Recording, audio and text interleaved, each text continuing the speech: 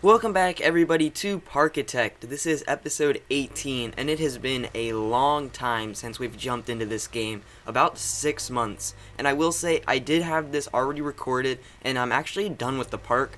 So I'm just kind of going back and redoing this since it's been so long, and I kind of wanted to update you guys with the series and all that in the intro, rather than doing it during the time lapse. So anyway, in this episode, we are getting into Hickory Hill. So the description for this is, originally a nature preserve, this park must abide by local laws preventing structures to be built above the tree height. Use the hilly terrain to your advantage by building close to the ground. So the scenario goals is to have an experience rating of at least 80%, have an overall park rating of at least 85%, and then the two optional goals, sell at least 600 park tickets, which I believe will unlock something for us, and then complete a non-optional goal by the end, or complete all non-optional goals by the end of year 2 in June. So I'm not going to show you guys the ending product here. I'm actually just going to go start so you can see the base park, and then we'll progress through it in the time lapse. So this park is a lot like Alton Towers in the sense that you can't build above the tree height. So it has this huge wooden coaster, a really nice one, and it uses its terrain because it can't build above the tree height, as I said. So I really like this, and it's a really long coaster, and this is definitely going to be a money maker, I hope, anyway. And then we have a train here, a spiral slide, and it looks like we have a food shop without, or maybe a building. I don't know exactly what that is. Let's see here. Get rid of decorations. Nope, not that one. Hide scenery. It's actually a little depot here, and then there is a food court in here. So we might have to connect that.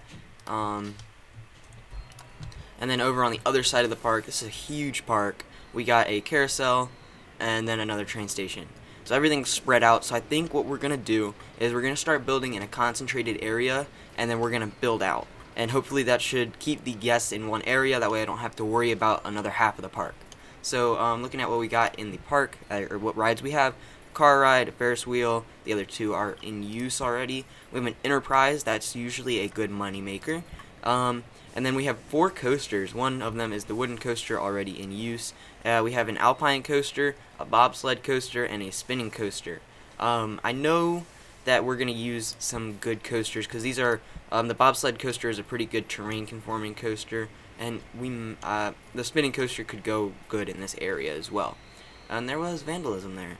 And then we have the train, and then we have a swan ride and a log flume. So a good amount of rides to get set up here. So we're going to jump into a time lapse right now, and I will see you guys there. Alright, so we are in the time lapse, and I'm going to be honest, I do not remember really much of the order that I built this in. It's been a while since I actually built in this park, so it might be a little bit of a struggle for me to keep up with the time lapse, but right now we are working on a carousel structure, and it's probably one of my favorite carousel structures I've ever made. It's really grand, but it really fits into this theme, I think, and I really like how it turned out. So that's what we're going to start working on with that. And I will say that Hickory Hill, even though I did do it a long time ago, there's one thing I do remember about it, and it was way easier than the previous couple of Parkitect parks. Last episode we did Coaster Canyon, I believe, and that one was really difficult. Didn't think it was because of the amount of coasters that you put in there, but it was still really hard to do. I guess the amount of coasters just kind of cost a lot of money, and that's where the problems came in. So really surprised how hard that one was compared to this. And also I believe the one before that was Orchard Acres, and that was another really hard one to do. So a nice relief actually to be able to complete this one, and there won't be like a mid-course in this episode like we normally do, because I was able to actually really get through this one pretty quickly. So we're still working on this entrance area. We just kind of put in a little bathroom stall right there, and we're actually going to go in right now and build our first track ride. And the reason why I say track ride is because it's not a coaster, it's actually this car ride, and I need to stop building these because they are a mistake. There's no reason to build them because they're never popular. They never get any guests going into them. They're just a big waste of money. They are a good space filler, but it's just a big waste of money. So the only time that they were actually really helpful was in the island park. I think it was like Archipelago Adventures or something like that. There was one, I think it was this one, where the car ride was really, really, really popular. But other than that, it's always been really like not good. So and then another thing is like the weather in this park was kind of crazy. I believe anyway. Like there's the weather right here.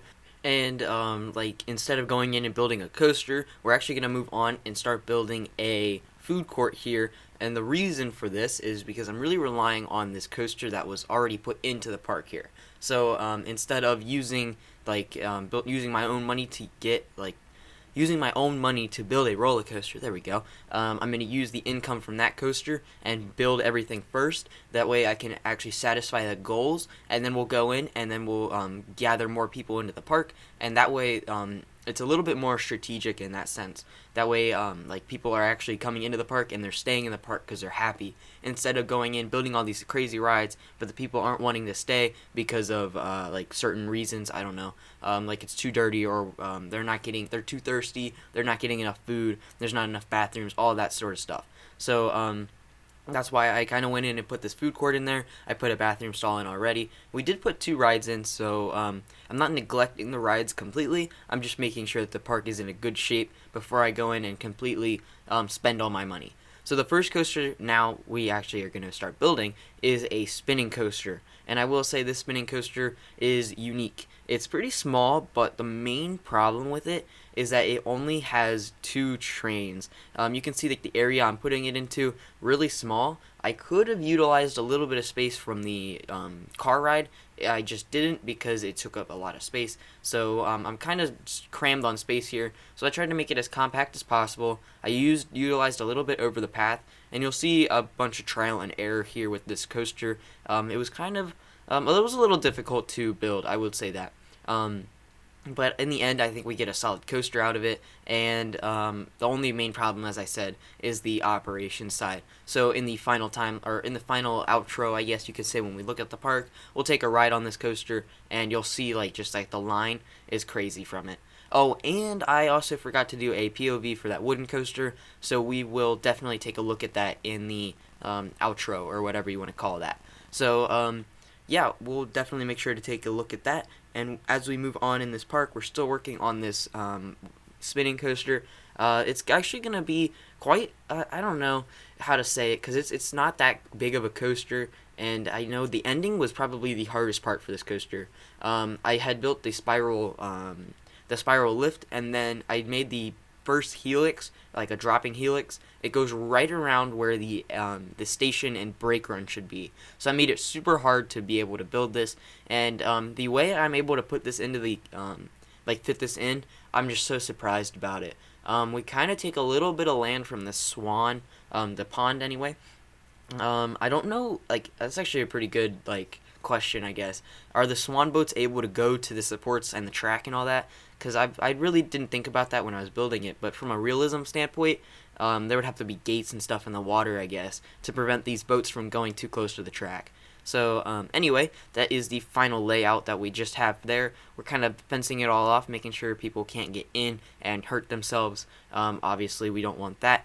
And then we're going to build a pretty simple, small station here. Again, it's only running 2 train ops, kind of not really good, but that's why the queue is pretty long.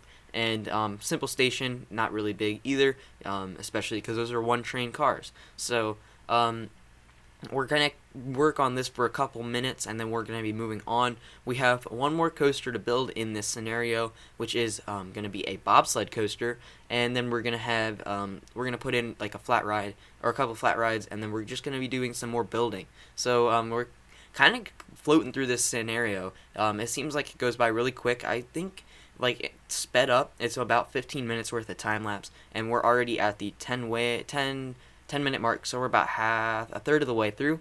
And I feel like this is just like a really, really easy scenario for how far it is, but at the same time, as I said earlier, it's a good relief to have a easy scenario in here. So we just put in an enterprise ride, and we put down the queue there, and then there was a little cut.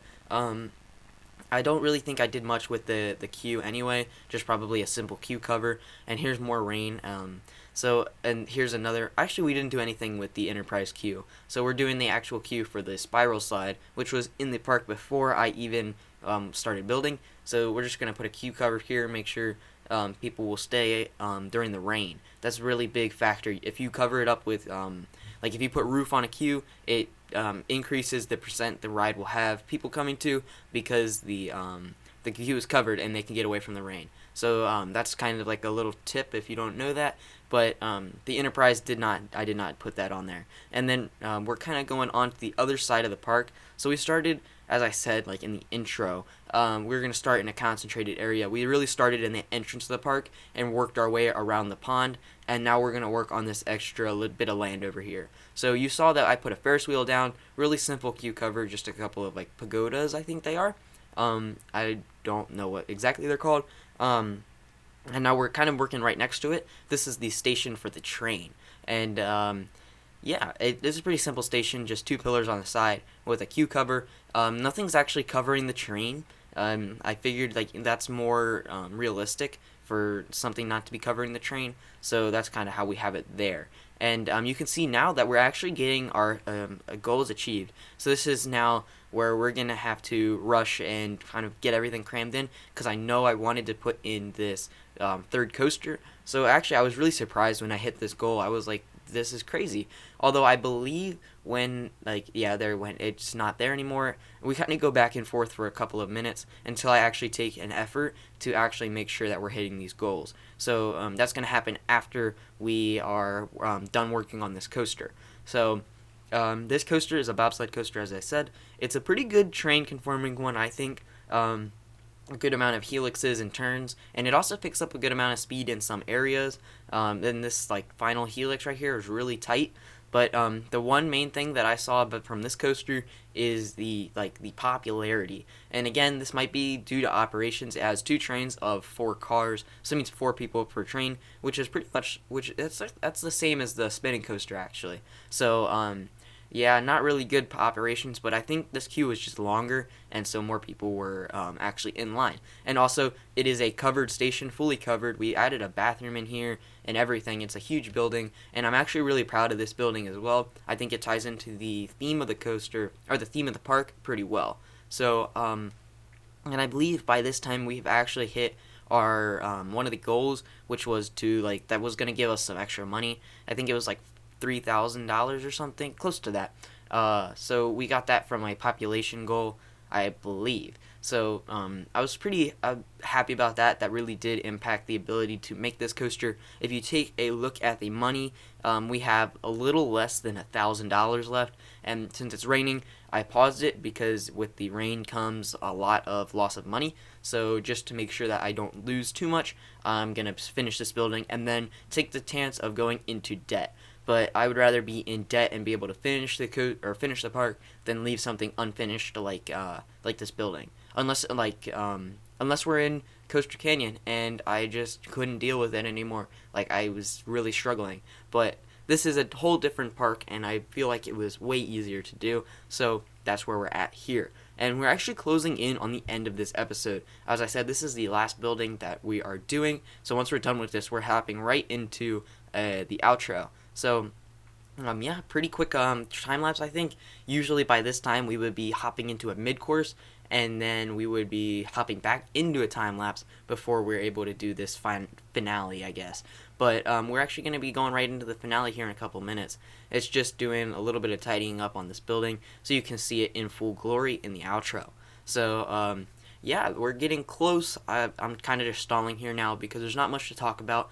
We're just doing like simple details on this building, like windows and wooden lines and all that. Something that I kind of don't really do much, but we're going to see this park in full glory here in a second, so I'm going to send you guys to the outro right now.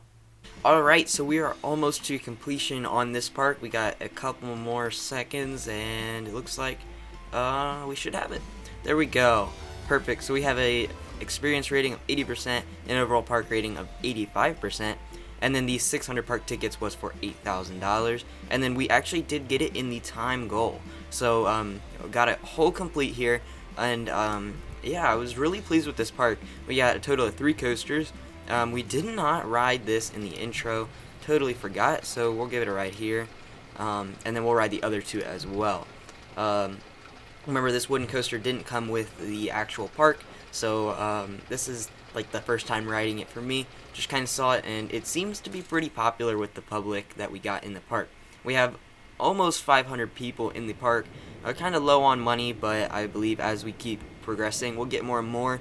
And this kind of seems like a slower coaster in the beginning, although it's picking up some speed here. So it's a pretty solid coaster, I believe, and then we'll go and ride our bobsled coaster and our spinning coaster. Yeah. This park was pretty easy to do, and we will be moving on to our next one here in a couple of minutes. And I don't know exactly when this next one's going to be, and I don't want to say when because I can't guarantee it. This is a harder series to kind of maintain daily or a set schedule, so it just comes whenever. So this is that wooden coaster at the beginning, and there we go, we're hitting the brakes here. Really long brake run. Okay. We didn't do anything with this station here, it's kind of just out of the way, but we did put in our Enterprise here. We have, we just kind of put a queue cover on this. Paddle boats really didn't happen anything. So moving down this way, we have our spinning coaster, and man, is this a money maker. Although I really think it's just because it only has 2 trains. Yeah, so that's pretty much why there's a line. Out of all the spinning coasters I made, this is probably the worst one operations-wise, but it actually has a pretty solid layout, I think. A spinning or a turning lift hill here with drive tires, and we have that spinning car as well. And it's pretty compact. I fit it into a little area, and I believe when I was making this I was low on money, but so we just have that spiraling first drop, and like right next to the station and over the path, and then we're gonna come back out, and then back over the path, and then a little bit of swirlies, and a little bit over the water as well, and then we're gonna dip ground underground. So pretty nice coaster, I think. And our Hickory bobsled is broken down. Oh man. So I guess we're gonna have to wait for this to get fixed. Let's speed that up so it gets fixed. Where can we see? Okay, so it looks like it's fixed now. We don't want to pause it. So kind of coming this way, with this massive carousel structure. I'm actually really happy with how this came out, this building. And then we have like a restroom block here, and then we have this car ride. These never get popular for some reason, so I don't know what's wrong with them. I guess they're kind of like a waste of money. Little food court right here, and moving down, we did the station for this queue, or I mean this train. Nothing too crazy, just a queue and a nice little station, and that's kind of out of the way. Oops. Alright, and then we have our Ferris wheel, and then of course this coaster. So it turns out of the station, and we'll hop on this train going up the lift hill right now. And just like this park cannot build above the tree line, so we built this kind of lower to the ground, and hopefully, well, not hopefully, but it's a pretty good terrain conforming coaster, I think. So it interacts with the train just a little bit, and it is a pretty fast bobsled coaster. So it starts off with this right-hand helix, and it starts off kind of slow, as most coasters do, with like a turn, and then it comes down on the other side. We're still kind of going slow, but here's when it starts to pick up some speed. We get down, start going down the mountain now, and like especially right here, we kind of go down and across the path, and then we're going to come back around, and just kind of do a couple more spiral here, tight helix there, and then right into the station. So that's that ride, and the queue for this is actually really long as well. Probably the most popular ride here. The most popular ride here. So that is Hickory Hill. So let's save this, and let's quit, and we'll get our award here, trophy. Nice trophy here. It's one of these like pillar towers. Pretty cool. That's gonna get plopped down right there, and we're gonna hit our gold button. First one in a while. And now we only have 2 scenarios to choose from. We have Pagoda Valley or Kaiserberg. So I don't know which one I'm gonna choose. Have 450 guests, no loan debts, have an overall park rating of 75%. 500 guests, no loan debts. Pagoda Valley kinda seems easier. Well, this one's 450. So, actually, we might do Kaiserberg next. It's up in the air, so you'll just have to tune in next time. So thank you guys so much for watching this episode of Parkitect. Hopefully you enjoyed it and are excited to see the series back. Again, I don't know when this series is going to be posted, so just kind of keep an eye out for it. And with that being said, thank you for watching, and I'll see you next time. Peace.